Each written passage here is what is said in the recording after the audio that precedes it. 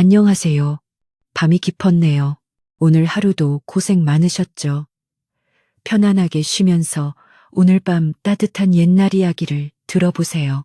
옛날 옛적에 어느 한 깊은 산골 마을에 아직 동이 트기도 전 희뿌연 새벽 안개가 지붕 낮은 초가들을 묵직하게 감싸고 있던 시절의 이야기입니다. 강원도 어느 깊은 골짜기에 자리한 이 마을은 한양에서 너무 멀어 임금님의 은혜도 혹독한 법령도 닿는데 한참이 걸리는 그런 곳이었지요. 마을 사람들은 그저 땅에 기대어 살고 하늘의 뜻에 순응하며 하루하루를 버텨냈습니다. 이 고요한 마을 한 구석, 금방이라도 쓰러질 듯한 흙집 부엌에서 이른 새벽부터 둔탁한 소리가 울려 퍼지고 있었습니다. 쿵, 쿵, 쿵. 그 소리의 주인은 설아 슈타라는 아이였습니다. 이름은 눈처럼 희고 깨끗했지만 아이의 삶은 이름과는 거리가 멀었습니다. 설아는 굳은 살이 박인 손으로 무거운 절굿공이를 쥐고 묵묵히 약초를 찍고 있었습니다. 매캐한 연기가 자욱한 부엌 안, 가마솥에서 끓는 멀건죽, 냄새와 씁쓸한 약초 냄새가 뒤섞여 코를 찔렀습니다. 그때 방 안에서 신경질적인 기침 소리와 함께 이모의 날카로운 목소리가 날아들었습니다. 아직 멀었느냐, 게으른 것. 해가 중천에 뜨겠. 설아는 대답 대신 절곡공이를 쥔 손에 더욱 힘을 주었습니다. 그녀가 고개를 들지 않는 것은 이모의 꾸지람이 무서워서만은 아니었습니다. 그녀의 왼쪽 뺨, 눈꼬리에서부터 턱선까지 마치 하얀 달맞이 꽃이 내려앉은 듯한 커다란 반점이 자리하고 있었기 때문입니다. 마을 사람들은 그 반점을 흉조라 불렀습니다. 재앙을 몰고 오는 불길한 징표라고, 저주받은 표식이라고 손가락질했습니다. 설아는 그 시선들을 피해 늘 고개를 숙이고 머리카락으로 왼쪽 뺨을 가리며 그림자처럼 살아가고 있었습니다. 쿵, 쿵, 쿵.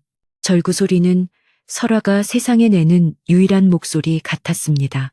약초를 다 찌은 설아는 그것을 정성껏 보자기에 쌌습니다. 거친 삼배옷을 여미고 무거운 광주리를 머리에 인 채 조심스럽게 살인문을 나섰습니다. 오늘은 닷새마다 열리는 장날이었습니다. 어떻게든 이 약초를 팔아 한 줌이라도 곡식을 구해야 오늘 저녁 이모와 자신의 입에 풀칠이라도 할 수 있었습니다. 마을길은 이른 아침부터 분주했지만 설아가 나타나자 공기는 순간 싸늘하게 얼어붙었습니다. 왁자지껄하던 장터의 소음이 파도가 밀려나듯 잠시 멎었습니다. 안악들은 저마다 팔 물건을 황급히 손으로 가렸. 아이의 손을 잡고 있던 어미들은 아이의 눈을 가리며 재빨리 반대편으로 돌아섰습니다. 쯧쯧. 저기 달맞이 흉터가 또 나왔네. 에이, 재수없어. 오늘 장사는 다 글럭. 속삭이는 소리들이 비수처럼 날아와 설아의 가슴에 밝혔습니다. 그녀는 이미 익숙해진 고통에 입술을 깨물며 장터 가장 구석진 자리, 아무도 거들떠보지 않는 담벼락 밑에 자리를 잡았습니다. 그녀는 말없이 약초를 펼쳐놓았습니다. 다른 약초상들처럼 호객을 하지도 지나가는 이들을 붙잡지도 못했습니다. 그저 누군가 자신의 약초가 지닌 진짜 가치를 알아봐 주기를 바라며 고개를 숙이고 있을 뿐이었습니다. 시간은 무심하게 흘러갔습니다. 햇살이 따가워질 무렵 장터가 한바탕 소란스러워졌습니다. 박대감님, 행차시다. 길을 비켜라. 거만한 하인의 외침과 함께 말을 타니 고을의 지주 박대감이 나타났습니다. 기름진 얼굴의 박대감은 위세를 부리며 장터를 둘러보았습니다. 그의 말은 거친 숨을 내뿜으며 나아가다 설아의 작은 좌판 앞에서 멈칫했습니다. 말이 앞발을 들자 설아는 황급히 약초를 감싸 안았습니다. 하마터면 평생의 업신여김 속에서도 유일하게 자신을 지탱해주던 소중한 약초들이 말발굽에 짓밟릴 뻔했습니다. 박대감은 고개를 숙인 설아의 정수리를 내려다보다가 이내 그녀가 고개를 살짝 들자 왼쪽 뺨의 반점을 보게 되었습니다. 그의 얼굴에 즉각적인 혐오감이 떠올랐습니다. 이런 불경한 것, 감히 어느 안전이라고 이런 흉측한 것을 내놓고 장사를 어지럽히느냐. 당장 치우지 못할까. 그는 마치 오물이라도 본 듯 침을 뱉고는 말을 몰아가 버렸습니다. 그가 지나간 자리에 사람들의 더 노골적인 비웃음과 동정, 어린 멸시가 남았습니다. 설아는 떨리는 손으로 약초를 다시 광주리에 담았습니다. 해가 서산에 기울 때까지 그녀의 약초를 사겠다고 나선 사람은 아무도 없었습니다. 무거운 광주리보다 더 무거운 마음을 안고 집으로 돌아오자 이모는 텅 빈 광주리를 보고는 길길이 날뛰었습니다. 이 쓸모없는 것 하루 종일 나가서 쌀 한 톨도 못 구해온단 말이냐. 내년에 그 흉측한 얼굴을 보고 누가 물건을 사겠느냐. 차라리 나가 죽어라. 죽어. 이모의 악담이 쏟아졌지만 설화는 그저 부엌 바닥에 웅크리고 앉아 식어버린 밥 한 덩이를 물에 말아 삼켰습니다. 그날 밤 설화는 차가운 아랫목에서 홀로 눈물을 삼켰습니다. 왼쪽 뺨의 반점이 불에 댄 듯 뜨겁게 느껴졌습니다. 그해 겨울은 유난히 혹독했습니다. 사흘에는 바람이 산골마을을 휩쓸어 며칠 밤낮으로 내린 눈은 세상을 온통 하얗게 뒤덮었습니다. 그리고 그 하얀 절망과 함께 끔찍한 역병 익빙이 마을을 덮쳤습니다. 원인을 알 수 없는 열병이었습니다. 사람들은 하나둘씩 고열에 시달리며 쓰러져갔고 마을은 죽음의 공포에 휩싸였습니다. 그리고 불행히도 설화에게 온갖 악담을 퍼붓던 이모가 가장 먼저 그 병에 걸려 자리에 눕게 되었습니다. 설화는 밤낮으로 이모를 간호했습니다. 자신의 모든 지식을 동원해 약초를 다리고 물수건을 갈았지만 병세는 맹렬하게 악화되었습니다. 마을은 공포로 미쳐가고 있었습니다. 사람들은 이 재앙의 원인을 찾기 시작했습니다.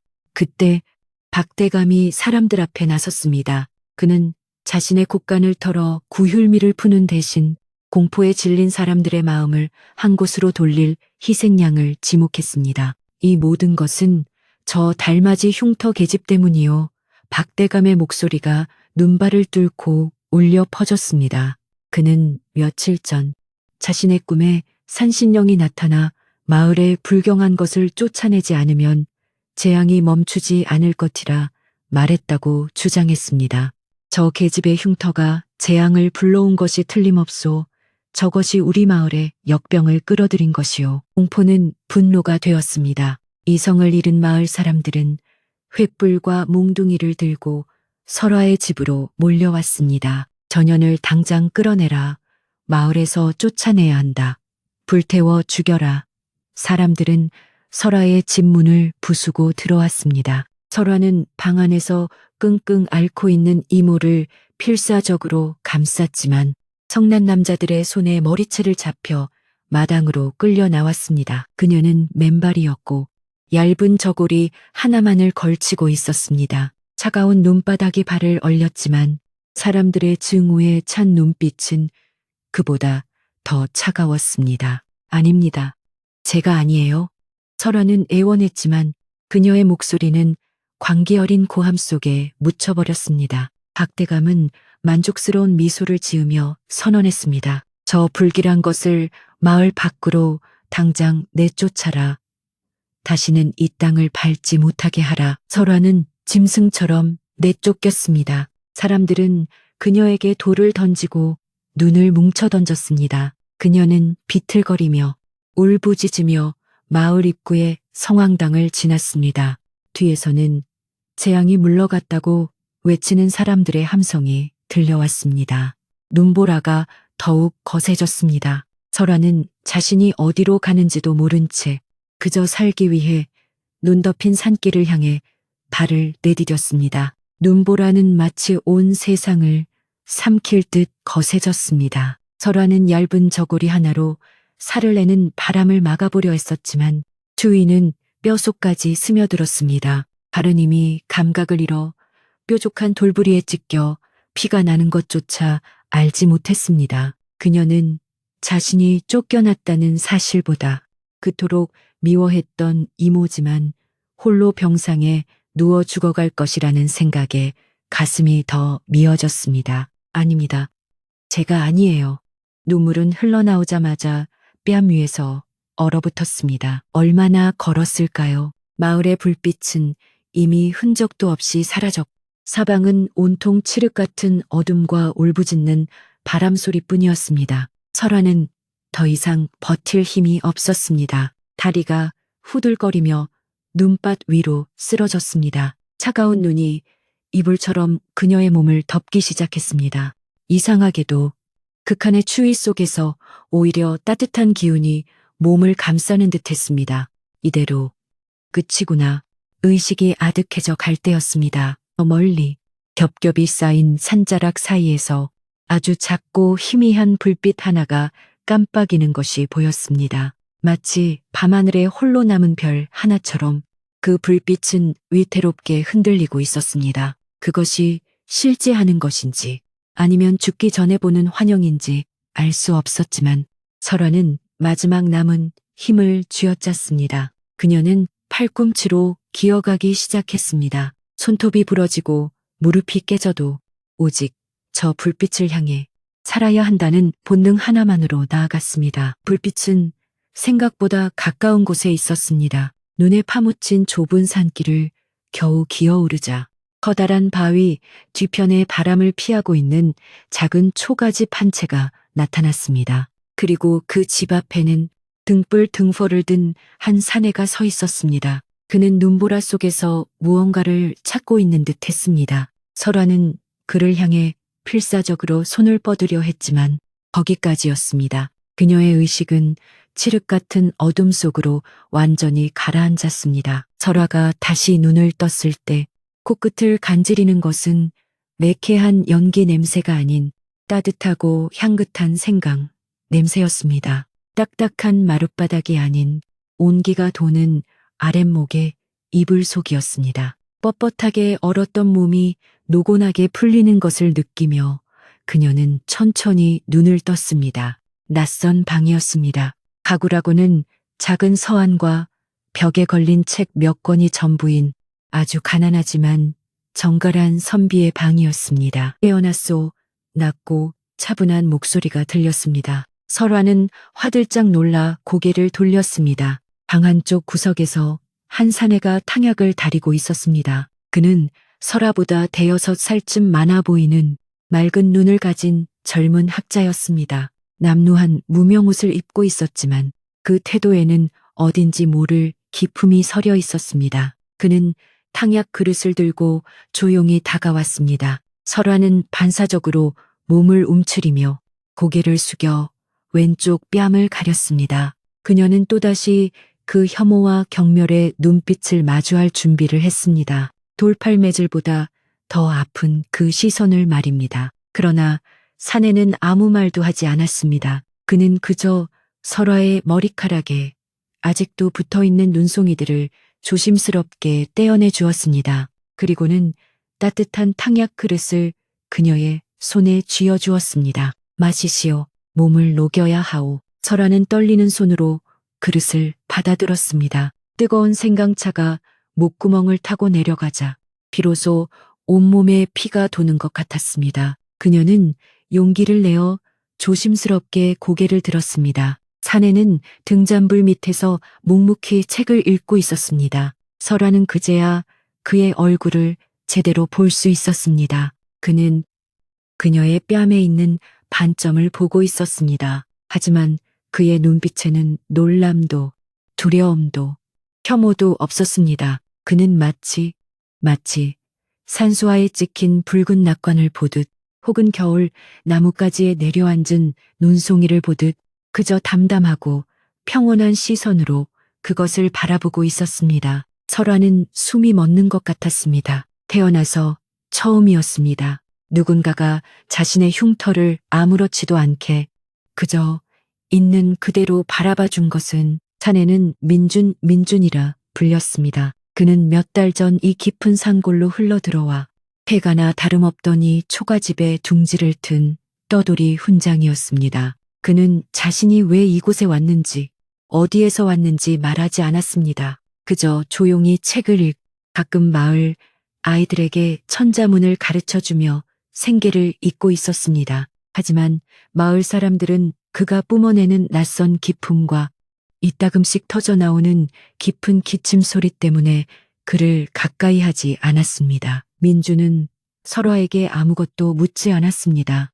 왜 눈보라 속에 쓰러져 있었는지, 뺨의 반점은 무엇인지, 왜 마을에서 쫓겨났는지, 그는 그저 다음 날 아침 묵묵히 자신의 죽을 두 그릇으로 나누어 한 그릇을 설화에게 내밀었습니다. 갈 곳이 없다면 눈이 그칠 때까지만이라도 여기 머무르시오. 그 한마디가 설화에게는 세상 전부를 얻은 듯한 구원이었습니다. 그렇게 두 사람의 기묘한 동거가 시작되었습니다. 세상의 가장 낮은 곳으로 밀려난 두 영혼이 눈 덮인 산속 작은 초가집에서 서로에게 기댄 것입니다. 집은 비좁고 살림살이는 초라했지만 그곳에는 마을에서 결코 느껴보지 못했던 따뜻한 온기가 있었습니다. 민주는 말이 없는 사람이었지만 그의 침묵은 설화를 편안하게 했습니다. 그는 설화가 약초를 다듬을 때면 옆에서 조용히 붓글씨를 썼습니다. 설화는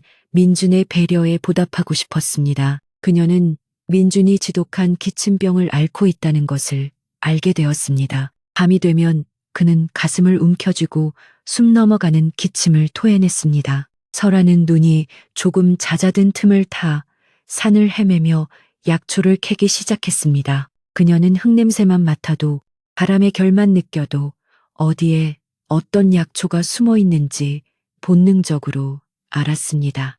그것은 그녀가 흉터 때문에 세상과 단절된 채 오직 산과 들판하고만 대화하며 얻은 능력이었습니다. 민주는 그런 설화를 경이로운 눈으로 바라보았습니다. 그는 설화가 가져온 약초들을 보고 감탄했습니다. 이것은 일반 약초꾼들은 구하기 힘든 귀한 것들인데 설화가 약초를 다리는 동안 민주는 그녀에게 글을 가르치기 시작했습니다. 그는 자신의 낡은 책들을 꺼내어 하늘천, 땅, 지부터 차근차근 알려주었습니다. 설화는 스펀지처럼 지식을 빨아들였습니다. 어느 날 저녁, 설화가 서툰 솜씨로 자신의 이름을 종이에 쓰고 있을 때였습니다. 민준이 조용히 말했습니다. 설화, 눈꽃이라 참 고운 이름이요. 설화는 붓을 떨어뜨릴 뻔했습니다. 아무도 자신의 이름을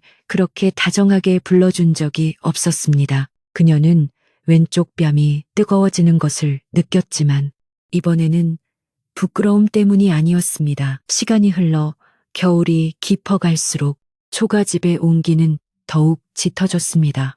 민주는 설화에게서 생명의 끈질김을 보았고 설화는 민준에게서 세상의 따뜻함을 배웠습니다. 그들은 서로의 가장 깊은 상처를 묻지 않았지만 이미 알고 있었습니다. 그들은 둘 다 세상으로부터 버려진 존재라는 것을, 그리고 바로 그 사실이 두 사람을 그 어떤 연인보다도 더 단단하게 묶어주고 있었습니다. 그 작은 초가집은 혹독한 조선의 겨울바람을 막아주는 유일한 피난처였습니다. 산중의 겨울은 더욱 깊어져만 갔습니다. 두 사람이 머무는 작은 초가집은 세상의 모든 소란으로부터 격리된 듯 고요했지만 그 평화는 위태로웠습니다. 추위가 틈새를 비집고 들어올 때마다 민준의 기침 소리가 방 안의 정적을 깨뜨렸습니다. 그것은 단순한 감기 기침이 아니었습니다. 그의 창백한 낯빛과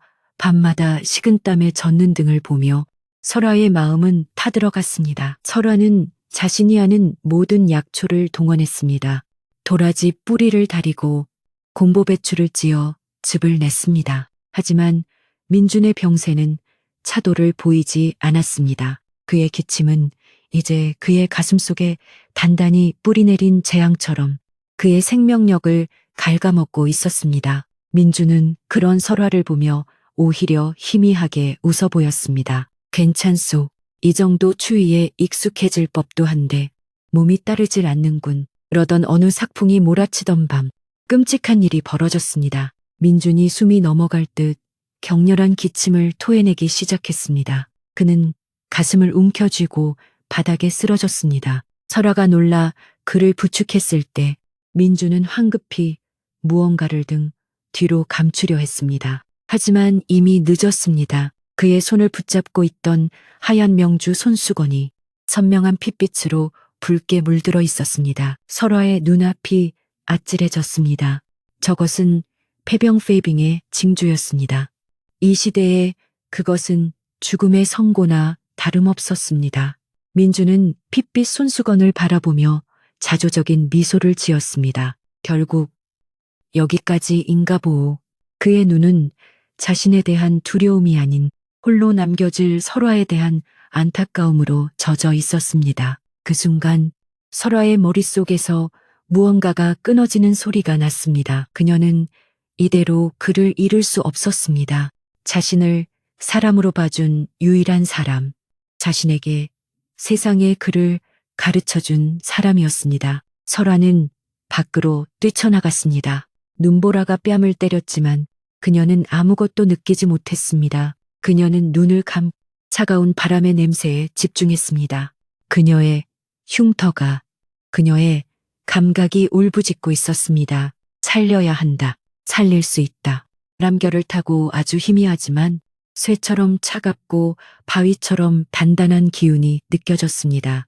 그것은 마을 사람들이 과부봉이라 부르는 가장 높고 험준한 절벽 쪽에서 불어오고 있었습니다. 겨울에 그곳에 오르는 것은 자살행위나 다름없었습니다. 하지만 설화는 망설이지 않았습니다. 그녀는 민준이 약해진 몸으로 만류할 틈도 없이 어둠과 눈보라 속으로 사라졌습니다. 절벽은 그야말로 얼음 성벽이었습니다. 손을 짚을 때마다 얼음 조각이 살을 파고들어 발은 미끄러졌습니다.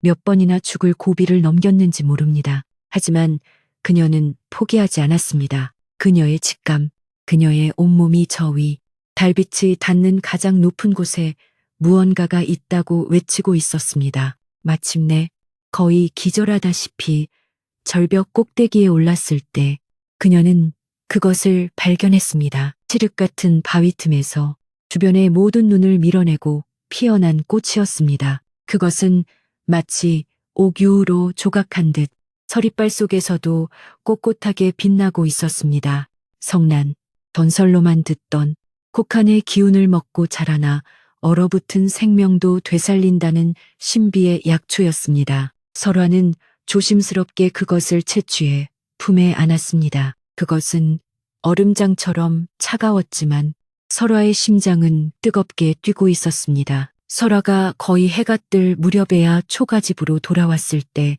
민주는 숨을 가쁘게 몰아쉬며 의식을 잃어가고 있었습니다. 설화는 지체할 시간이 없었습니다. 그녀는 성난을 일반 약초처럼 다리지 않았습니다. 차가운 샘물에 그것을 빻아넣고 잣나무에 푸른 잎을 더했습니다. 그것은 체계도 없는 오직 그녀의 영혼이 속삭이는 방식이었습니다. 그녀는 그 차가운 약즙을 민준의 입에 흘려 넣었습니다. 기적이 일어났습니다. 민준의 격렬하던 숨소리가 서서히 잦아들었습니다. 그의 끓어오르던 열이 가라앉기 시작했습니다. 꼬박 사흘 밤낮을 잔 후 민준이 눈을 떴을 때 그의 눈은 예전의 총기를 되찾아 있었습니다. 그는 깊게 숨을 들이마셨습니다. 늘 가슴을 짓누르던 불덩이가 사라져 있었습니다. 그는 자신의 손을 내려다보고 이내 설화를 바라보았습니다. 그의 눈에는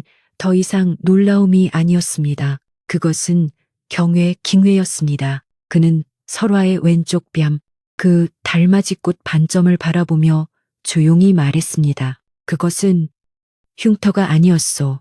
하늘이 그대에게 내린 증표였구려. 땅의 목소리를 듣는 능력 말이오. 설화는 처음으로 자신의 반점을 부끄러워하지 않고 그의 시선을 마주보며 희미하게 미소 지었습니다. 두 사람이 산중에서 새로운 희망을 찾고 있을 무렵 산 아래 마을은 절망의 구렁텅이에 빠져 있었습니다. 역병은 조금도 수그러들지 않고 더욱 많은 사람들의 목숨을 앗아갔습니다. 그리고 마침내 그 재앙은 박대감의 집안까지 덮쳤습니다. 그의 금지옥엽 하나뿐인 외아들이 역병에 걸려 쓰러진 것입니다. 박대감은 온 고을에 용하다는 의원들을 모두 불러 모았지만 모두 고개만 저을 뿐이었습니다. 자신의 권세와 재물로도 아들의 목숨 하나 구할 수 없다는 사실에 박대감은 이성을 잃어가고 있었습니다. 바로 그때 산에서 땔감을 구해내려온 한 나무꾼이 믿을 수 없는 소문을 퍼뜨렸습니다. 그 달맞이 흉터 처자가 살아있다. 심지어 그 골골대던 선비의 죽을 병을 고쳤다고 한다. 그 말은 절망에 빠진 박대감의 귀에 번개처럼 꽂혔습니다. 처음에 그는 코웃음 쳤습니다. 불길한 계집이 요사스러운 술법을 부리는 괴로군. 하지만 아들의 숨소리가 점점 약해지자 그는 지푸라기라도 잡는 심정이 되었습니다. 그는 이성을 잃었습니다. 그는 당장 자신의 가병들을 불러 모았습니다. 당장 산속의 그 계집을 잡아오너라. 요술이든 뭐든 당장 내 아들을 살려내라고 해라. 만약 거부하면 그 자리에서 목을 베어라. 무장한 가병들이 눈보라를 헤치고 험악한 기세로 초가집의 문을 박차고 들어왔습니다. 박대감님의 명이시다. 역병을 고칠 수 있다 들었. 당장 우리와 함께 가야겠다. 그들은 다짜고짜 설화의 팔을 거칠게 잡아끌려 했습니다. 과거에 설화였다면 그녀는 공포에 질려 바닥에 주저앉아 울었을 것입니다. 하지만 지금 그녀는 달랐습니다. 설화는 그들의 손을 뿌리쳤습니다. 그녀는 그들의 눈을 똑바로 쳐다보며 얼음장처럼 차갑지만 단호한 목소리로 말했습니다. 가지 않겠습니다. 가병들은 순간 당황했습니다. 감히 천하에 박대감의 명을 거역하다니. 내년이 감히 죽고 싶으냐 한 명이 칼을 빼들려 할 때였습니다. 멈추시오. 조용하지만 위험 있는 목소리가 그들을 제지했습니다. 민준이 설화의 앞을 가로막고 섰습니다. 병색은 사라졌지만 그의 눈빛은 서릿발보다 차가웠습니다. 무슨 근거로 이 사람을 겁박하는 것이오. 이 사람은 죄인이 아니오. 가병들은 선비의 기세에 주춤했지만 물러서지 않았습니다. 도련님께서 돌아가시게 생겼단 말이오. 그때 민준의 등 뒤에서 설화가 앞으로 나섰습니다. 그녀는 태어나 처음으로 허리를 꼿꼿이 펴고 턱을 들었습니다. 그녀의 뺨에 있는 하얀 반점이 방 안의 어둠 속에서도 유난히 밝게 빛나는 듯 했습니다. 당신들의 주인에게 똑똑히 전하십시오. 그녀의 목소리는 떨리지 않았습니다. 저를 재앙이라 부르며 돌을 던지고 이 눈밭에 버려 죽게 한 것이 당신들의 주인이요. 제발로 그 마을에 다시 돌아가는 일은 없을 것입니다. 하지만 설화는 숨을 골랐습니다. 정녕 아들을 살리고 싶다면 박대감 본인이 직접 이리로 오라고 하시오. 그리고 내가 쓰러졌던 저 마을 입 그 차가운 눈밭에 무릎을 꿇고 자신이 속이고 내쫓았던 모든 마을 사람들에게 사죄하라고 하시오. 그때가 되면 나도 생각해보지요. 가병들은 자신들의 귀를 의심했습니다. 일개 계집이 그것도 흉조라 불리던 천한 것이 감히 박대감에게 무릎을 꿇으라니. 하지만 설화의 눈빛에는 한치의 두려움도 망설임도 없었습니다. 그것은 죽음의 문턱에서 돌아온 자의 위엄이었고 자신의 가치를 깨달은 자의 존엄이었습니다. 가병들은 어찌할 바를 모르고 이 기막힌 전가를 전하기 위해 허둥지둥 산을 내려갔습니다. 박대감은 가병들의 보고를 듣고 피가 거꾸로 솟는 것 같았습니다. 감히 일개 계집이 그것도 자신이 개처럼 쫓아낸 불길한 것이 자신에게 무릎을 꿇으라니. 그는 당장이라도 군사들을 풀어 그 초가집을 불태우고 두 남녀를 잡아 족치고 싶었습니다. 하지만 그가 분노로 몸을 떨 때마다 안방에서는 아들의 처절한 신음소리가 들려왔습니다. 의원은 이미 가망이 없다며 고개를 저었습니다. 그에게는 선택지가 없었습니다. 권세도, 재물도, 심지어 자존심도 죽어가는 아들의 목숨 앞에서는 아무 소용이 없었습니다. 다음 날 새벽, 온 마을 사람들이 믿을 수 없는 광경을 목격했습니다. 하늘 높은 줄 모르던 박대감이 관복도 갖춰 입지 않은 채 자신이 설화를 내쫓았던 바로 그 마을 입구 성황당 앞에 무릎을 꿇고 있었습니다. 그는 잿더미처럼 변한 얼굴로 차가운 눈바닥에 이마를 대고 있었습니다. 내가 잘못했소. 내가 죄인이오. 그의 목소리는 작았지만 마을의 정막 속에서 똑똑히 울려 퍼졌습니다. 사람들은 수군거렸습니다. 공포에 질려 흉조를 쫓아냈던 그들은 이제 그 흉조가 자신들의 유일한 희망일지도 모른다는 사실을 어렴풋이 깨닫기 시작했습니다. 정오가 되었을 때 설화가 산에서 내려왔습니다. 민준이 그녀의 곁을 묵묵히 지키고 있었습니다. 설화는 더 이상 고개를 숙이지 않았습니다. 그녀는 박대감 앞을 말없이 지나쳐 그의 집으로 향했습니다. 박대감은 감히 고개를 들지 못했습니다. 설화는 펄펄 끓는 열기 속에서 사경을 헤매는 박대감의 아들을 진맥했습니다. 그녀는 일반 의원들처럼 침을 놓거나 탕약을 쓰지 않았습니다. 대신 품에서 작은 주머니를 꺼냈습니다. 그 안에는 민준의 목숨을 구했던 성난의 꽃잎과 그녀만이 아는 산속 깊은 곳에 이슬을 머금은 약초들이 섞여 있었습니다. 그녀는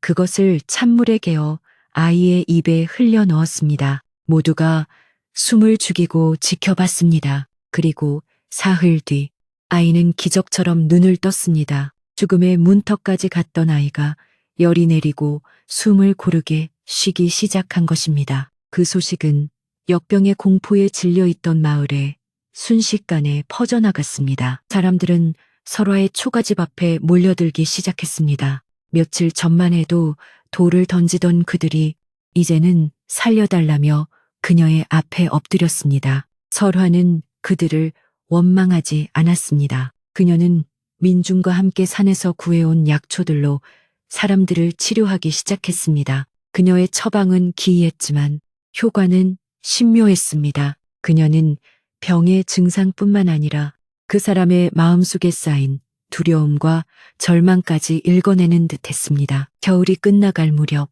지독했던 역병은 마침내 마을에서 자취를 감추었습니다. 마을 사람들은 더 이상 설화를 흉조라 부르지 않았습니다.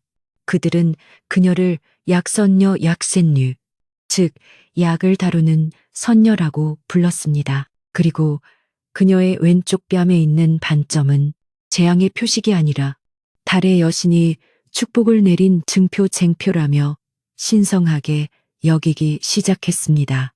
마을에는 다시 아이들의 웃음소리가 돌아왔고 그 중심에는 늘 설화가 있었습니다. 그녀의 명성은 산골짜기를 넘어 고을을 지나 마침내 바람을 타고 한양에까지 닿았습니다. 그 소문이 당도한 곳은 다름 아닌 궁궐이었습니다. 때마침 나라의 국모이신 대비 다페 마마께서 원인 모를 병으로 자리에 누워 계셨습니다.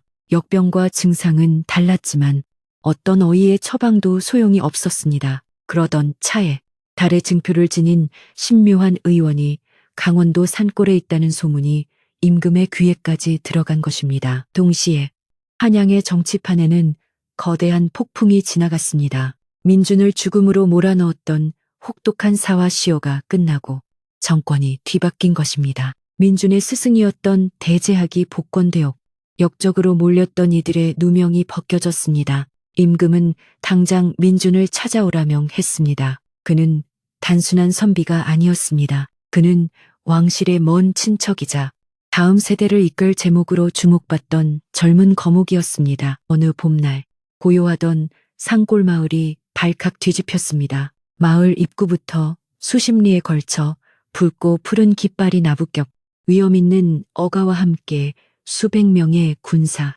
그리고 화려한 비단옷을 입은 관리들이 들이닥쳤습니다. 그들은 두 가지 이유로 이곳에 왔습니다. 하나는 약선녀 설아를 궁으로 모셔가기 위함이었고, 다른 하나는 강민준 공공을 다시 한양으로 모셔가기 위함이었습니다. 마을 사람들은 땅에 엎드려 감히 고개도 들지 못했습니다. 설아와 민준도 초가집 앞에서 낯선 행렬을 맞이했습니다. 행렬의 가장 앞에서 칠보 가마에서 내린 것은 눈처럼 하얀 피부와 얼음처럼 차가운 눈빛을 지닌 한 여인이었습니다. 그녀는 당대 최고의 권력가인 조판서의 딸 조씨 부인이었습니다. 그리고 그녀는 민준이 역적으로 몰리기 전 정략적으로 혼인을 약속했던 그의 정혼자였습니다. 드디어 세 사람이 마주 섰습니다.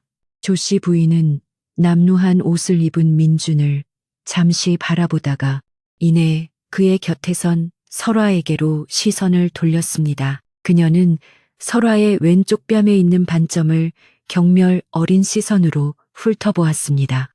내년이로구나. 감히 천한 몸으로 공공을 홀린 요망한 것이 그녀의 목소리는 비단결 같았지만 칼날보다 차가웠습니다. 그때 상황을 파악한 박대감이 잽싸게 조씨 부인 앞에 엎드렸습니다. 그는 다시 얻은 권력에 아부하기 위해 마지막 발악을 했습니다. 부인만 임저, 저 계집은 유물입니다. 역병을 고친 것도 다 요사스러운 술법을 부린 것입니다. 어서 전연을 치거라. 조씨 부인은 박대감에게 눈길조차 주지 않고 오직 민준을 바라보았습니다. 이제 모든 것이 제자리로 돌아왔습니다. 황권의 명명입니다.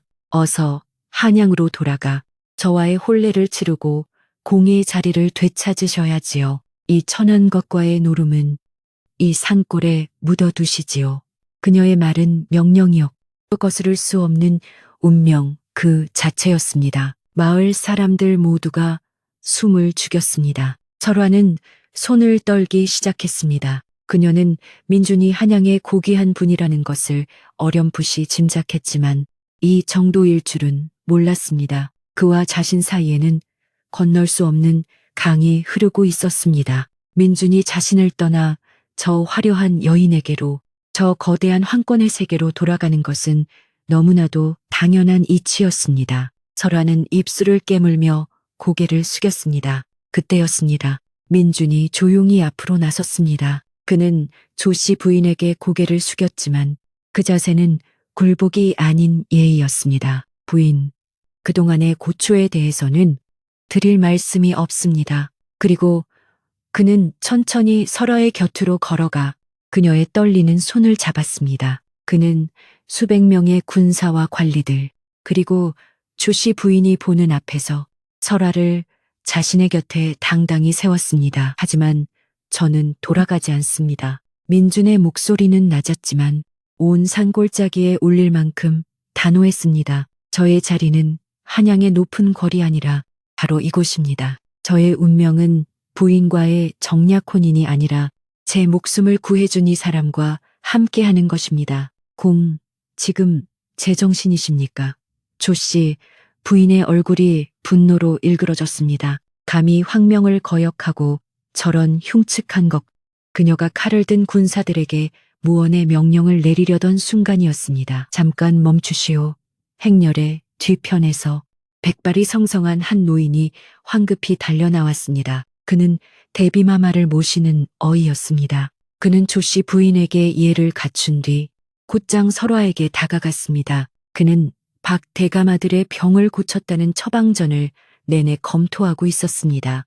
아가씨, 아가씨께서 쓰신 약초 중에 혹한의 절벽에서 피어나는 성난이라는 것이 있었습니까? 설화가 조용히 고개를 끄덕였습니다. 그 순간 나라 최고의 의원인 어인은 모든 사람이 보는 앞에서 설화에게 큰 절을 올렸습니다. 찾았습니다. 드디어 찾았습니다. 100년 동안 궁에서 찾아 헤매던 전설의 약초, 대비마마의 병을 고칠 유일한 약재입니다. 아가씨는 이 나라의 은인이십니다. 모든 것이 뒤바뀌었습니다. 조씨 부인은 자신의 권력이 감히 임금의 은인 앞에서는 무용지물임을 깨달았습니다. 그녀는 분노와 치욕으로 떨리는 입술을 깨물며 아무 말 없이 가마에 올라탔습니다. 그녀는 천하를 다 가질 수 있었지만 한 남자의 마음만은 갖지 못했습니다. 박대감은 마을 사람들을 속이고 혹세무민한 죄, 그리고 설아를 죽음으로 내몬죄가 밝혀져 모든 재산을 몰수당하고 관노로 끌려갔습니다. 설아는 임금의 부름을 받아 궁에 들어가 성난으로 대비마마의 병을 완치했습니다. 임금은 그녀에게 높은 벼슬과 막대한 상을 내리려 했지만 설아는 한 가지 청만을 올렸습니다. 전하, 소인은 그저 약초를 아는 산골 계집일 뿐입니다. 저와 민준 공이 고향 마을로 돌아가 가난하고 병든 백성들을 돌보며 살 수 있도록 윤허하여 주시옵소서. 봄이 완연한 어느 날 설아와 민준은 그들의 작은 초가집으로 돌아왔습니다. 그들은 임금이 하사한 제물로 그곳에 작은 약방을 차렸습니다.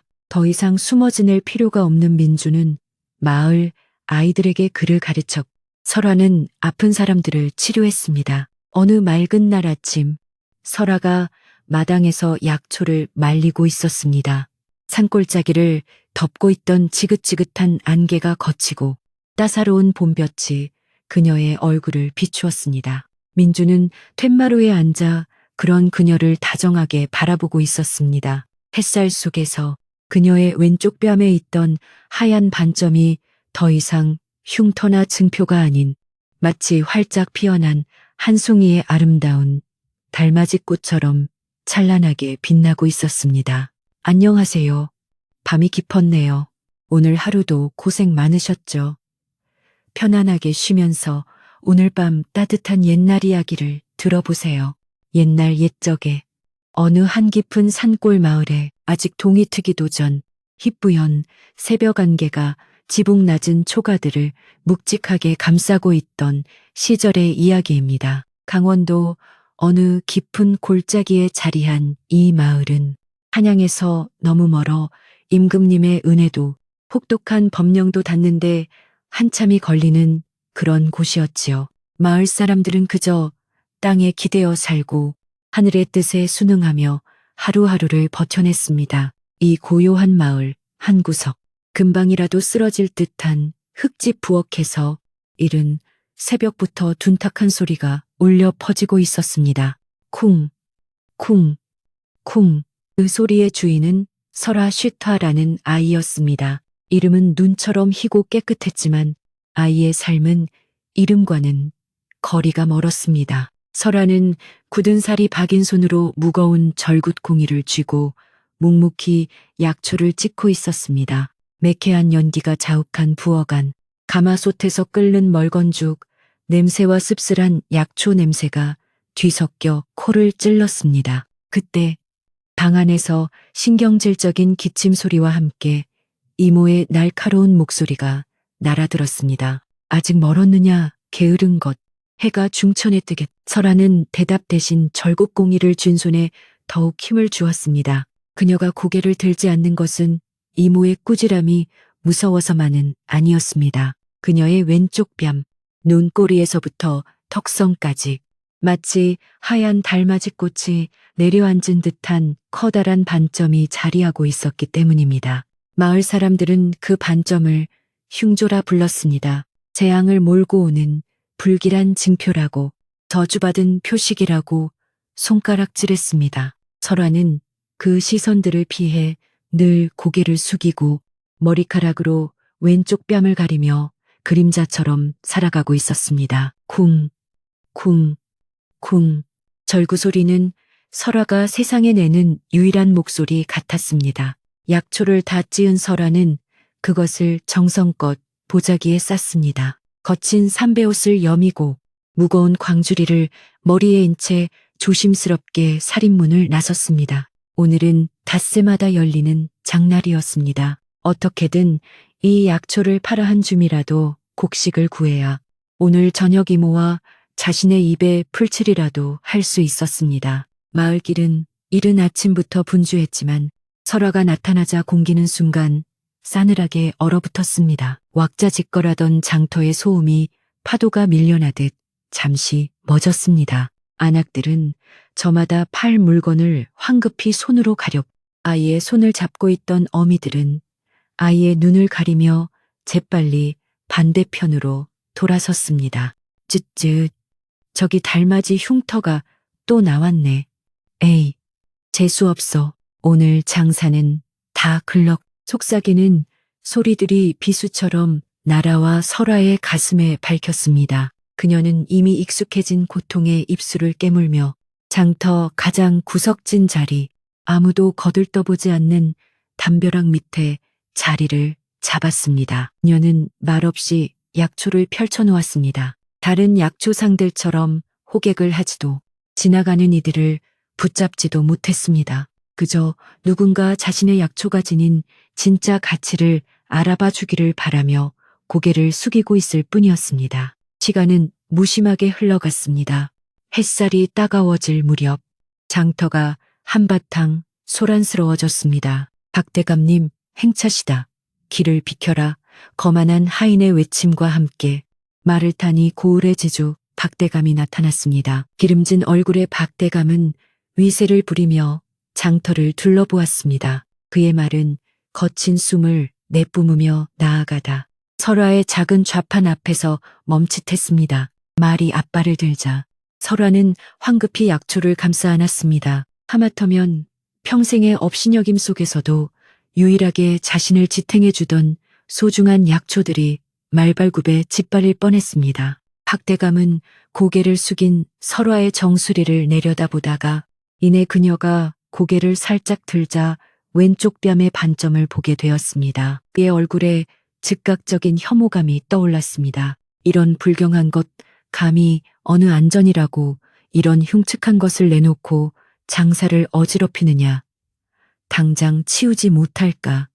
그는 마치 오물이라도 본 듯 침을 뱉고는 말을 몰아가 버렸습니다. 그가 지나간 자리에 사람들의 더 노골적인 비웃음과 동정, 어린 멸시가 남았습니다. 설아는 떨리는 손으로 약초를 다시 광주리에 담았습니다. 해가 서산에 기울 때까지 그녀의 약초를 사겠다고 나선 사람은 아무도 없었습니다. 무거운 광주리보다 더 무거운 마음을 안고 집으로 돌아오자 이모는 텅 빈 광주리를 보고는 길길이 날뛰었습니다. 이 쓸모없는 것 하루 종일 나가서 쌀 한 톨도 못 구해온단 말이냐. 내년에 그 흉측한 얼굴을 보고 누가 물건을 사겠느냐. 차라리 나가 죽어라. 죽어. 이모의 악담이 쏟아졌지만 설화는 그저 부엌 바닥에 웅크리고 앉아 식어버린 밥 한 덩이를 물에 말아 삼켰습니다. 그날 밤 설화는 차가운 아랫목에서 홀로 눈물을 삼켰습니다. 왼쪽 뺨의 반점이 불에 댄 듯 뜨겁게 느껴졌습니다. 그해 겨울은 유난히 혹독했습니다. 사흘에는 바람이 산골 마을을 휩쓸어 며칠 밤낮으로 내린 눈은 세상을 온통 하얗게 뒤덮었습니다. 그리고 그 하얀 절망과 함께 끔찍한 역병 익빙이 마을을 덮쳤습니다. 원인을 알 수 없는 열병이었습니다. 사람들은 하나둘씩 고열에 시달리며 쓰러져갔고 마을은 죽음의 공포에 휩싸였습니다. 그리고 불행히도 설화에게 온갖 악담을 퍼붓던 이모가 가장 먼저 그 병에 걸려 자리에 눕게 되었습니다. 설화는 밤낮으로 이모를 간호했습니다. 자신의 모든 지식을 동원해 약초를 다리고 물수건을 갈았지만 병세는 맹렬하게 악화되었습니다. 마을은 공포로 미쳐가고 있었습니다. 사람들은 이 재앙의 원인을 찾기 시작했습니다. 그때 박대감이 사람들 앞에 나섰습니다. 그는 자신의 곡간을 털어 구휼미를 푸는 대신 공포에 질린 사람들의 마음을 한 곳으로 돌릴 희생양을 지목했습니다. 이 모든 것은 저 달맞이 흉터 계집 때문이요. 박대감의 목소리가 눈발을 뚫고 울려 퍼졌습니다. 그는 며칠 전 자신의 꿈에 산신령이 나타나 마을에 불경한 것을 쫓아내지 않으면 재앙이 멈추지 않을 것이라 말했다고 주장했습니다. 저 계집의 흉터가 재앙을 불러온 것이 틀림없소. 저것이 우리 마을에 역병을 끌어들인 것이요. 공포는 분노가 되었습니다. 이성을 잃은 마을 사람들은 횃불과 몽둥이를 들고 설화의 집으로 몰려왔습니다. 전현을 당장 끌어내라. 마을에서 쫓아내야 한다. 불태워 죽여라. 사람들은 설화의 집 문을 부수고 들어왔습니다. 설화는 방 안에서 끙끙 앓고 있는 이모를 필사적으로 감쌌지만 성난 남자들의 손에 머리채를 잡혀 마당으로 끌려 나왔습니다. 그녀는 맨발이었고 얇은 저고리 하나만을 걸치고 있었습니다. 차가운 눈바닥이 발을 얼렸지만 사람들의 증오에 찬 눈빛은 그보다 더 차가웠습니다. 아닙니다. 제가 아니에요. 설화는 애원했지만 그녀의 목소리는 광기 어린 고함 속에 묻혀버렸습니다. 박대감은 만족스러운 미소를 지으며 선언했습니다. 저 불길한 것을 마을 밖으로 당장 내쫓아라. 다시는 이 땅을 밟지 못하게 하라. 설화는 짐승처럼 내쫓겼습니다. 사람들은 그녀에게 돌을 던지고 눈을 뭉쳐 던졌습니다. 그녀는 비틀거리며 울부짖으며 마을 입구의 성황당을 지났습니다. 뒤에서는 재앙이 물러갔다고 외치는 사람들의 함성이 들려왔습니다. 눈보라가 더욱 거세졌습니다. 설화는 자신이 어디로 가는지도 모른 채 그저 살기 위해 눈 덮인 산길을 향해 발을 내디뎠습니다. 눈보라는 마치 온 세상을 삼킬 듯 거세졌습니다. 설화는 얇은 저고리 하나로 살을 내는 바람을 막아보려 했었지만 주위는 뼛속까지 스며들었습니다. 발은 이미 감각을 잃어 뾰족한 돌부리에 찢겨 피가 나는 것조차 알지 못했습니다. 그녀는 자신이 쫓겨났다는 사실보다 그토록 미워했던 이모지만 홀로 병상에 누워 죽어갈 것이라는 생각에 가슴이 더 미어졌습니다. 아닙니다. 제가 아니에요. 눈물은 흘러나오자마자 뺨 위에서 얼어붙었습니다. 얼마나 걸었을까요? 마을의 불빛은 이미 흔적도 없이 사라졌고 사방은 온통 칠흑 같은 어둠과 울부짖는 바람 소리뿐이었습니다. 설화는 더 이상 버틸 힘이 없었습니다. 다리가 후들거리며 눈밭 위로 쓰러졌습니다. 차가운 눈이 이불처럼 그녀의 몸을 덮기 시작했습니다. 이상하게도 극한의 추위 속에서 오히려 따뜻한 기운이 몸을 감싸는 듯했습니다. 이대로 끝이구나. 의식이 아득해져 갈 때였습니다. 저 멀리 겹겹이 쌓인 산자락 사이에서 아주 작고 희미한 불빛 하나가 깜빡이는 것이 보였습니다. 마치 밤하늘에 홀로 남은 별 하나처럼 그 불빛은 위태롭게 흔들리고 있었습니다. 그것이 실제하는 것인지 아니면 죽기 전에 보는 환영인지 알 수 없었지만 설화는 마지막 남은 힘을 쥐어짰습니다. 그녀는 팔꿈치로 기어가기 시작했습니다. 손톱이 부러지고 무릎이 깨져도 오직 저 불빛을 향해 살아야 한다는 본능 하나만으로 나아갔습니다. 불빛은 생각보다 가까운 곳에 있었습니다. 눈에 파묻힌 좁은 산길을 겨우 기어오르자 커다란 바위 뒤편에 바람을 피하고 있는 작은 초가집 한 채가 나타났습니다. 그리고 그 집 앞에는 등불 등포를 든 한 사내가 서 있었습니다. 그는 눈보라 속에서 무언가를 찾고 있는 듯 했습니다. 설화는 그를 향해 필사적으로 손을 뻗으려 했지만 거기까지였습니다. 그녀의 의식은 칠흑 같은 어둠 속으로 완전히 가라앉았습니다. 설화가 다시 눈을 떴을 때 코끝을 간지리는 것은 매캐한 연기 냄새가 아닌 따뜻하고 향긋한 생강 냄새였습니다. 딱딱한 마룻바닥이 아닌 온기가 도는 아랫목의 이불 속이었습니다. 뻣뻣하게 얼었던 몸이 노곤하게 풀리는 것을 느끼며 그녀는 천천히 눈을 떴습니다. 낯선 방이었습니다. 가구라고는 작은 서안과 벽에 걸린 책 몇 권이 전부인 아주 가난하지만 정갈한 선비의 방이었습니다. 깨어났소. 낮고 차분한 목소리가 들렸습니다. 설화는 화들짝 놀라 고개를 돌렸습니다. 방 한쪽 구석에서 한 사내가 탕약을 다리고 있었습니다. 그는 설화보다 대여섯 살쯤 많아 보이는 맑은 눈을 가진 젊은 학자였습니다.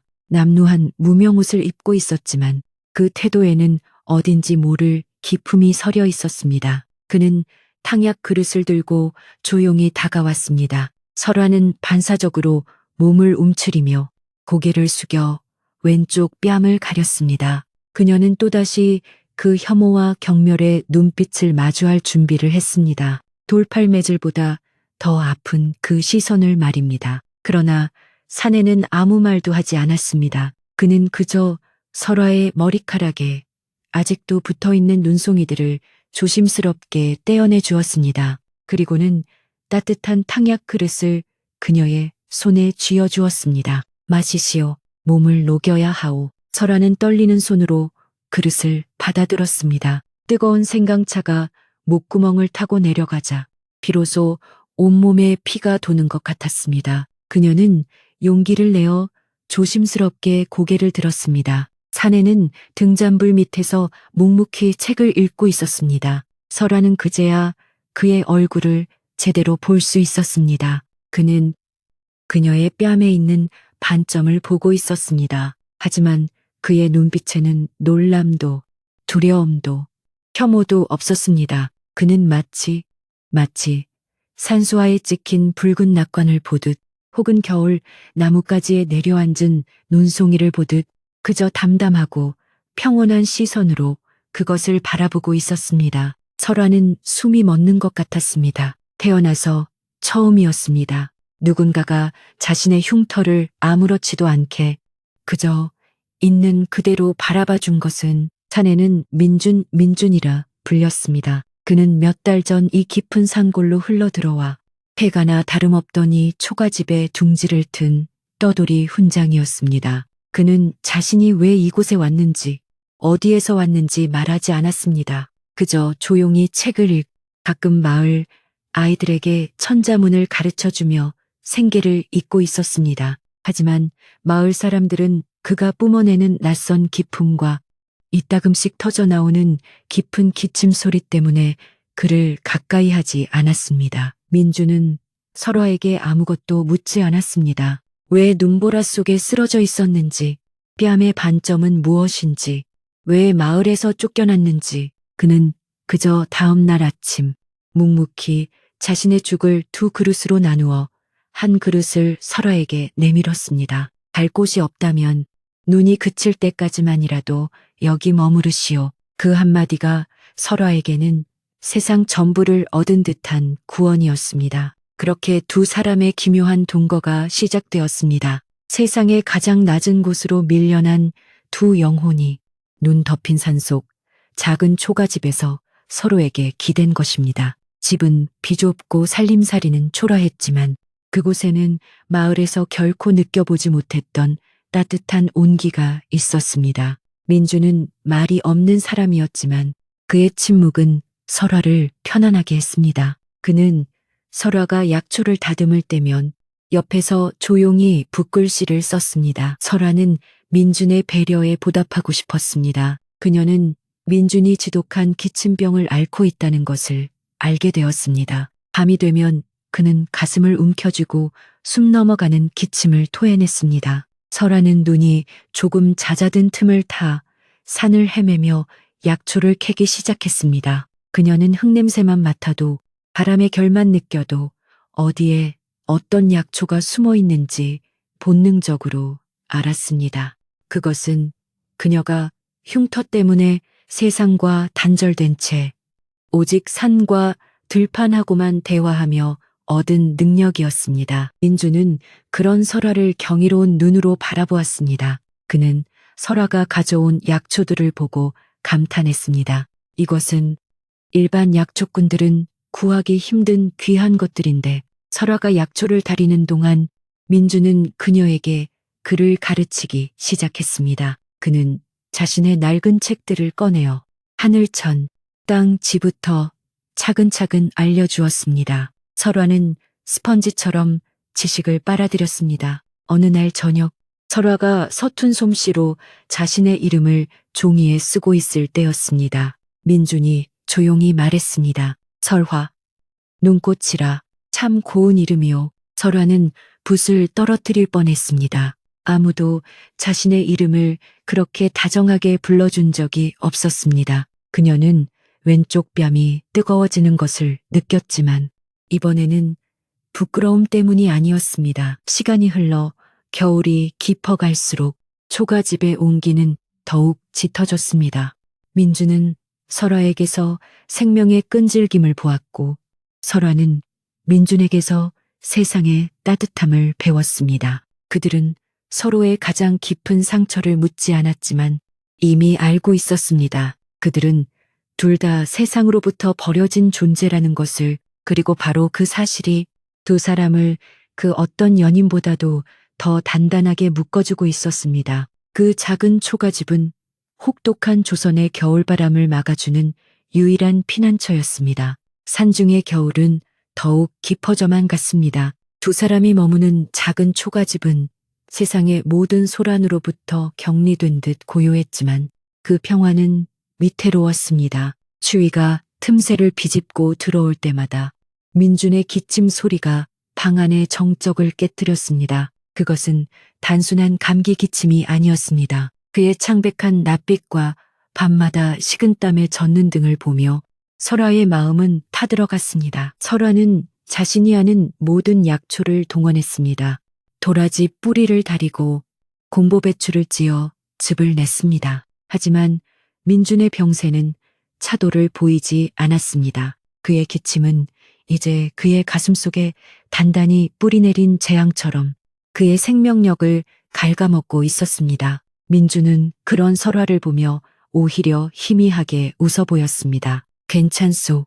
이 정도 추위에 익숙해질 법도 한데 몸이 따르질 않는군. 그러던 어느 삭풍이 몰아치던 밤, 끔찍한 일이 벌어졌습니다. 민준이 숨이 넘어갈 듯 격렬한 기침을 토해내기 시작했습니다. 그는 가슴을 움켜쥐고 바닥에 쓰러졌습니다. 설화가 놀라 그를 부축했을 때 민주는 황급히 무언가를 등 뒤로 감추려 했습니다. 하지만 이미 늦었습니다. 그의 손을 붙잡고 있던 하얀 명주 손수건이 선명한 핏빛으로 붉게 물들어 있었습니다. 설화의 눈앞이 아찔해졌습니다.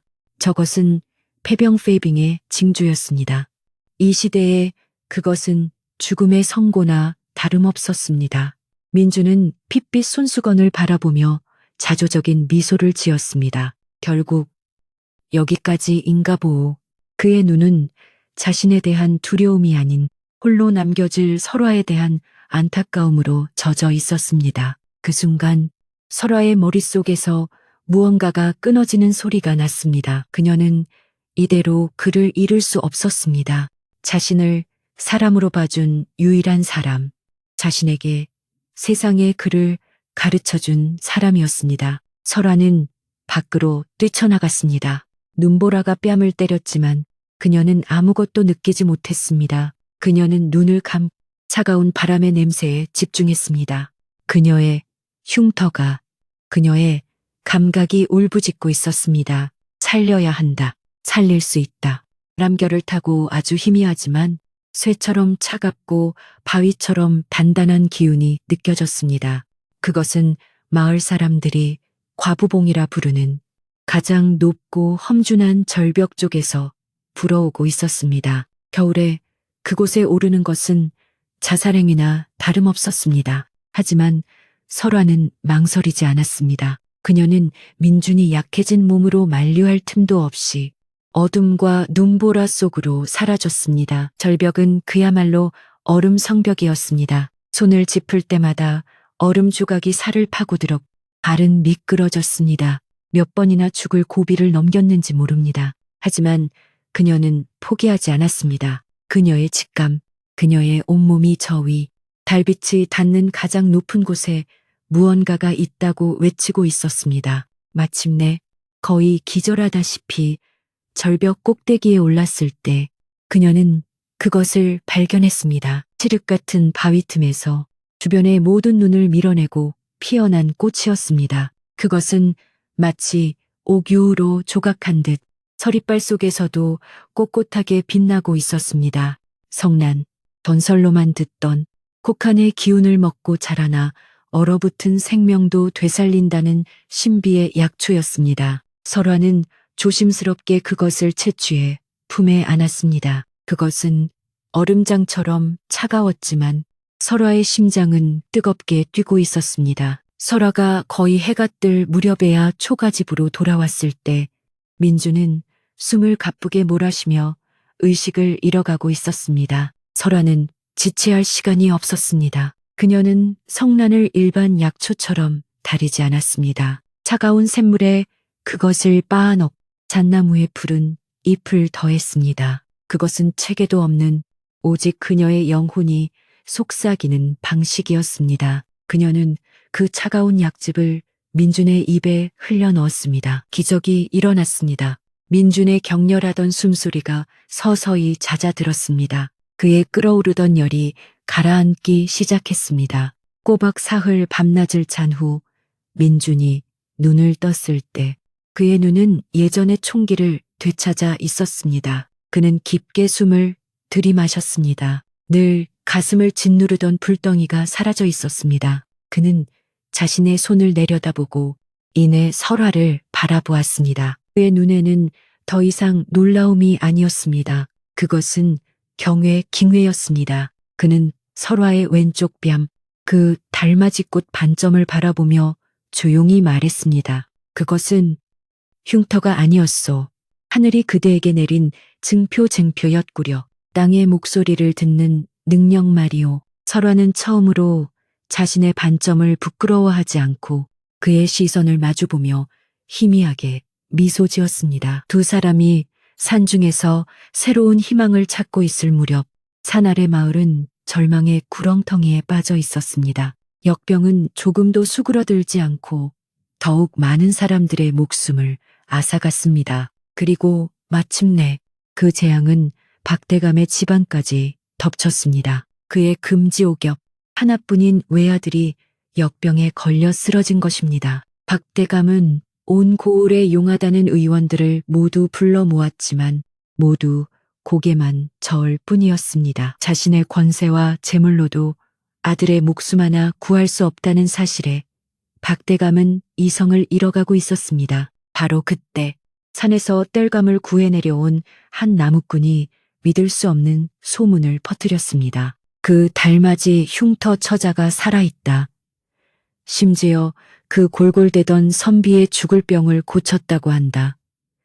그 말은 절망에 빠진 박대감의 귀에 번개처럼 꽂혔습니다. 처음에 그는 코웃음 쳤습니다. 불길한 계집이 요사스러운 술법을 부리는 개로군. 하지만 아들의 숨소리가 점점 약해지자 그는 지푸라기라도 잡는 심정이 되었습니다. 그는 이성을 잃었습니다. 그는 당장 자신의 가병들을 불러 모았습니다. 당장 산속에 그 계집을 잡아오너라.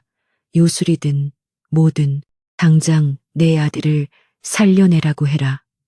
만약 거부하면 그 자리에서 목을 베어라. 무장한 가병들이 눈보라를 헤치고 험악한 기세로 초가집의 문을 박차고 들어왔습니다. 박대감님의 명이시다.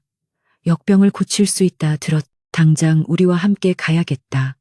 그들은 다짜고짜 설화의 팔을 거칠게 잡아끌려 했습니다. 과거에 설화였다면 그녀는 공포에 질려 바닥에 주저앉아 울었을 것입니다. 하지만 지금 그녀는 달랐습니다. 설화는 그들의 손을 뿌리쳤습니다. 그녀는 그들의 눈을 똑바로 쳐다보며 얼음장처럼 차갑지만 단호한 목소리로 말했습니다. 가지 않겠습니다. 가병들은 순간 당황했습니다. 감히 천하에 박대감의 명을 거역하다니. 내년이 감히 죽고 싶으냐 한 명이 칼을 빼들려 할 때였습니다. 멈추시오. 조용하지만 위험 있는 목소리가 그들을 제지했습니다. 민준이 설화의 앞을 가로막고 섰습니다. 병색은 사라졌지만 그의 눈빛은 서릿발보다 차가웠습니다. 무슨 근거로 이 사람을 겁박하는 것이오. 이 사람은 죄인이 아니오. 가병들은 선비의 기세에 주춤했지만 물러서지 않았습니다. 도련님께서 돌아가시게 생겼단 말이오. 그때 민준의 등 뒤에서 설화가 앞으로 나섰습니다. 그녀는 태어나 처음으로 허리를 꼿꼿이 펴고 턱을 들었습니다. 그녀의 뺨에 있는 하얀 반점이 방 안의 어둠 속에서도 유난히 밝게 빛나는 듯 했습니다. 당신들의 주인에게 똑똑히 전하십시오. 그녀의 목소리는 떨리지 않았습니다. 저를 재앙이라 부르며 돌을 던지고 이 눈밭에 버려 죽게 한 것이 당신들의 주인이요. 제 발로 그 마을에 다시 돌아가는 일은 없을 것입니다. 하지만 설아는 숨을 골랐습니다. 정녕 아들을 살리고 싶다면 박대감 본인이 직접 이리로 오라고 하시오. 그리고 내가 쓰러졌던 저 마을 입 그 차가운 눈밭에 무릎을 꿇고 자신이 속이고 내쫓았던 모든 마을 사람들에게 사죄하라고 하시오. 그때가 되면 나도 생각해보지요. 가병들은 자신들의 귀를 의심했습니다. 일개 계집이 그것도 흉조라 불리던 천한 것이 감히 박대감에게 무릎을 꿇으라니. 하지만 설화의 눈빛에는 한치의 두려움도 망설임도 없었습니다. 그것은 죽음의 문턱에서 돌아온 자의 위엄이었고 자신의 가치를 깨달은 자의 존엄이었습니다. 가병들은 어찌할 바를 모르고 이 기막힌 전가를 전하기 위해 허둥지둥 산을 내려갔습니다. 박대감은 가병들의 보고를 듣고 피가 거꾸로 솟는 것 같았습니다. 감히 일개 계집이 그것도 자신이 개처럼 쫓아낸 불길한 것이 자신에게 무릎을 꿇으라니. 그는 당장이라도 군사들을 풀어 그 초가집을 불태우고 두 남녀를 잡아 족치고 싶었습니다. 하지만 그가 분노로 몸을 떨 때마다 안방에서는 아들의 처절한 신음소리가 들려왔습니다. 의원은 이미 가망이 없다며 고개를 저었습니다. 그에게는 선택지가 없었습니다. 권세도, 재물도, 심지어 자존심도 죽어가는 아들의 목숨 앞에서는 아무 소용이 없었습니다. 다음 날 새벽, 온 마을 사람들이 믿을 수 없는 광경을 목격했습니다. 하늘 높은 줄 모르던 박대감이 관복도 갖춰 입지 않은 채 자신이 설화를 내쫓았던 바로 그 마을 입구 성황당 앞에 무릎을 꿇고 있었습니다. 그는 잿더미처럼 변한 얼굴로 차가운 눈바닥에 이마를 대고 있었습니다. 내가 잘못했소. 내가 죄인이오. 그의 목소리는 작았지만 마을의 정막 속에서 똑똑히 울려 퍼졌습니다. 사람들은 수군거렸습니다.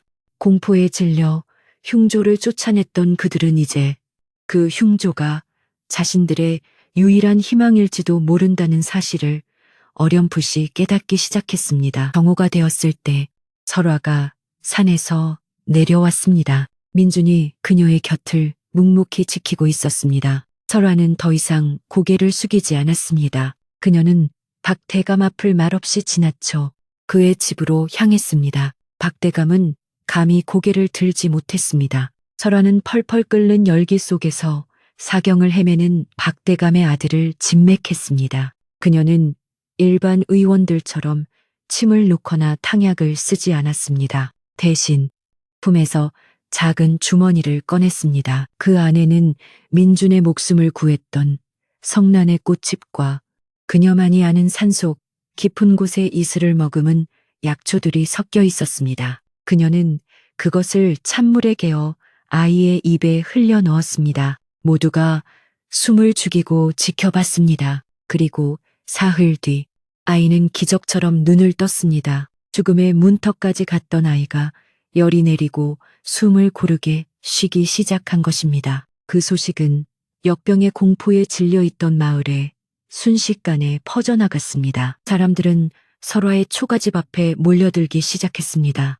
며칠 전만 해도 돌을 던지던 그들이 이제는 살려달라며 그녀의 앞에 엎드렸습니다. 설화는 그들을 원망하지 않았습니다. 그녀는 민중과 함께 산에서 구해온 약초들로 사람들을 치료하기 시작했습니다. 그녀의 처방은 기이했지만 효과는 신묘했습니다. 그녀는 병의 증상뿐만 아니라 그 사람의 마음속에 쌓인 두려움과 절망까지 읽어내는 듯했습니다. 겨울이 끝나갈 무렵 지독했던 역병은 마침내 마을에서 자취를 감추었습니다.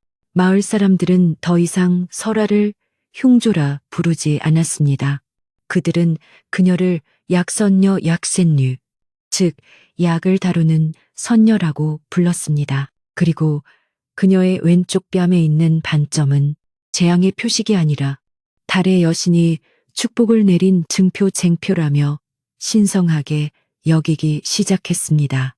마을에는 다시 아이들의 웃음소리가 돌아왔고 그 중심에는 늘 설화가 있었습니다. 그녀의 명성은 산골짜기를 넘어 고을을 지나 마침내 바람을 타고 한양에까지 닿았습니다. 그 소문이 당도한 곳은 다름 아닌 궁궐이었습니다. 때마침 나라의 국모이신 대비 다페 마마께서 원인 모를 병으로 자리에 누워 계셨습니다. 역병과 증상은 달랐지만 어떤 어이의 처방도 소용이 없었습니다. 그러던 차에 달의 증표를 지닌 신묘한 의원이 강원도 산골에 있다는 소문이 임금의 귀에까지 들어간 것입니다. 동시에 한양의 정치판에는 거대한 폭풍이 지나갔습니다. 민준을 죽음으로 몰아넣었던 혹독한 사화 시효가 끝나고 정권이 뒤바뀐 것입니다. 민준의 스승이었던 대제학이 복권되어 역적으로 몰렸던 이들의 누명이 벗겨졌습니다.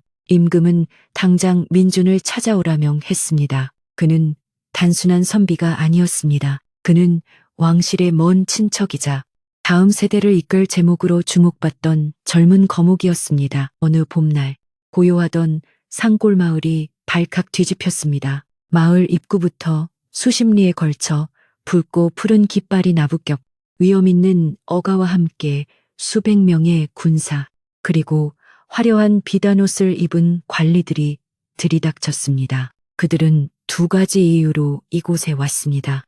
하나는 약선녀 설아를 궁으로 모셔가기 위함이었고 다른 하나는 강민준 공공을 다시 한양으로 모셔가기 위함이었습니다. 마을 사람들은 땅에 엎드려 감히 고개도 들지 못했습니다. 설아와 민준도 초가집 앞에서 낯선 행렬을 맞이했습니다. 행렬의 가장 앞에서 칠보 가마에서 내린 것은 눈처럼 하얀 피부와 얼음처럼 차가운 눈빛을 지닌 한 여인이었습니다. 그녀는 당대 최고의 권력가인 조판서의 딸 조씨 부인이었습니다. 그리고 그녀는 민준이 역적으로 몰리기 전 정략적으로 혼인을 약속했던 그의 정혼자였습니다. 드디어 세 사람이 마주 섰습니다. 조씨 부인은 남루한 옷을 입은 민준을 잠시 바라보다가 이내 그의 곁에 선 설화에게로 시선을 돌렸습니다. 그녀는 설화의 왼쪽 뺨에 있는 반점을 경멸 어린 시선으로 훑어보았습니다. 내년이로구나. 감히 천한 몸으로 공공을 홀린 유망한 것이 그녀의 목소리는 비단결 같았지만 칼날보다 차가웠습니다. 그때 상황을 파악한 박대감이 잽싸게 조씨 부인 앞에 엎드렸습니다. 그는 다시 얻은 권력에 아부하기 위해 마지막 발악을 했습니다. 부인만 임저, 저 계집은 유물입니다. 역병을 굳힌 것도 다 요사스러운 술법을 부린 것입니다. 어서 전연을 치거라. 조씨 부인은 박대감에게 눈길조차 주지 않고 오직 민준을 바라보았습니다. 이제 모든 것이 제자리로 돌아왔습니다. 황권의 명밍입니다. 어서 한양으로 돌아가 저와의 혼례를 치르고 공의 자리를 되찾으셔야지요. 이 천한 것과의 노름은 이 산골에 묻어두시지요. 그녀의 말은 명령이었고 거스를 수 없는 운명 그 자체였습니다. 마을 사람들 모두가 숨을 죽였습니다. 설화는 손을 떨기 시작했습니다. 그녀는 민준이 한양의 고귀한 분이라는 것을 어렴풋이 짐작했지만 이 정도일 줄은 몰랐습니다. 그와 자신 사이에는 건널 수 없는 강이 흐르고 있었습니다. 민준이 자신을 떠나 저 화려한 여인에게로, 저 거대한 황권의 세계로 돌아가는 것은 너무나도 당연한 이치였습니다. 설화는 입술을 깨물며 고개를 숙였습니다. 그때였습니다. 민준이 조용히 앞으로 나섰습니다. 그는 조씨 부인에게 고개를 숙였지만 그 자세는 굴복이 아닌 예의였습니다. 부인, 그동안의 고초에 대해서는 드릴 말씀이 없습니다. 그리고 그는 천천히 설화의 곁으로 걸어가 그녀의 떨리는 손을 잡았습니다. 그는 수백 명의 군사와 관리들, 그리고 조씨 부인이 보는 앞에서 설아를 자신의 곁에 당당히 세웠습니다. 하지만 저는 돌아가지 않습니다. 민준의 목소리는 낮았지만 온 산골짜기에 울릴 만큼 단호했습니다. 저의 자리는 한양의 높은 궐이 아니라 바로 이곳입니다. 저의 운명은 부인과의 정략 혼인이 아니라 제 목숨을 구해준 이 사람과 함께하는 것입니다. 지금 제정신이십니까? 조씨, 부인의 얼굴이 분노로 일그러졌습니다. 감히 황명을 거역하고 저런 흉측한 것, 그녀가 칼을 든 군사들에게 무언의 명령을 내리려던 순간이었습니다. 잠깐 멈추시오. 행렬의 뒤편에서 백발이 성성한 한 노인이 황급히 달려나왔습니다. 그는 대비마마를 모시는 어이였습니다. 그는 조씨 부인에게 예를 갖춘 뒤 곧장 설화에게 다가갔습니다. 그는 박 대감아들의 병을 고쳤다는 처방전을 내내 검토하고 있었습니다. 아가씨, 아가씨께서 쓰신 약초 중에 혹한의 절벽에서 피어나는 성난이라는 것이 있었습니까? 설화가 조용히 고개를 끄덕였습니다. 그 순간 나라 최고의 의원인 어인은 모든 사람이 보는 앞에서 설화에게 큰 절을 올렸습니다. 찾았습니다. 드디어 찾았습니다. 100년 동안 궁에서 찾아 헤매던 전설의 약초, 대비마마의 병을 고칠 유일한 약재입니다.